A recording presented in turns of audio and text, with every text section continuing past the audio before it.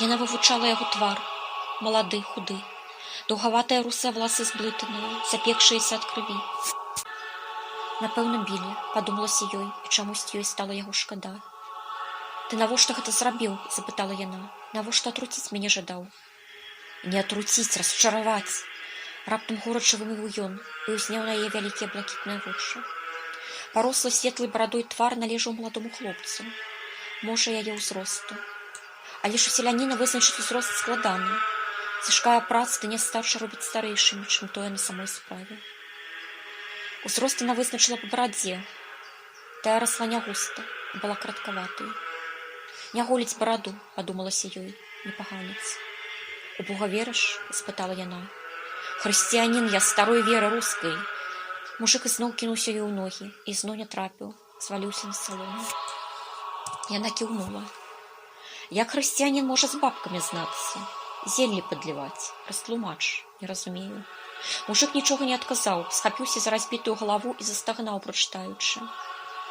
«Расчараваць хацеў. Чаму? Што пра мяне на вёсцы кажуць? У вочы мне глядзі, гавары». Яе голас быў ціхі, мяккі, але ж уладны. Не падпарадкавацца яму было немагчыма. Ён быццам бы ўцягваў з яго жылы, душыў тонкай шаўковай вяроўкай.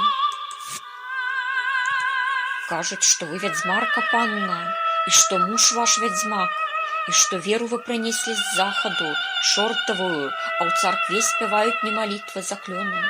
Слова незразумелае, нейкія дзіўныя. Вобразаў у царкве няма, толькі Езус на сцяне, як жывы, голы аж жудасна.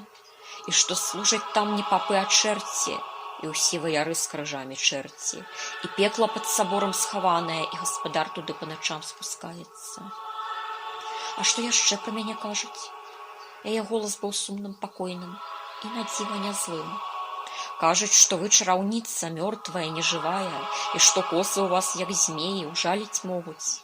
І ежу вы не ядзіце, а толькі кроў п'еце ваўчыную, і таму вы такая тонкая, і скура ў вас белая, і вочы блішчаць у цемры, а на каго глянеце, той лютай смерцю памрэ, за ноч сканае». «І многа хто ўжо сканаў?» – цікавілася яна. Каб гэта не было так глупа, было б смешна, але ж смяяцца тут не было з чаго. «І адкуль ты ўсё гэта пачуў? Хто табе распавёў гэтую лухту?» Ёй стала дужа цікава. Вызначыць бы вытокі гэтых баек, шкодных і небяспечных. «Жанчына, якая шклянку дала», – горача вымовіў ён. «Толькі не забівайце, усё раскажу. Я ў карчме сядзеў, чую размовы, і такая цікавая, ціха ўсё вакол стала. Гляжу, жанчына старая, ну, як старая, кабета, у хустцы, світцы, твару так і не разбачыш. Сядзіць на лаве, а вакол яе народ сабраўся. Карчмар туды мёд падносіць, адну чарку за другой. Яны п'юць, а яна распавядае. І так складна. Кажа, бяда, хлопчыкі, на вашую землю прыйшла, ліха, чорная справа творацца». Ну і ўсё гэта распавяла. Народ толькі галовамі качаў, хто не верыў, а хто і пагадзіўся. Былі і такія, хто прамаўчаць вырашылі. Бо ж яны дзяцей у школу пааддавалі. А калі там чэрці, дык што тады? Уся сям'я праз гэтае праклятае будзе.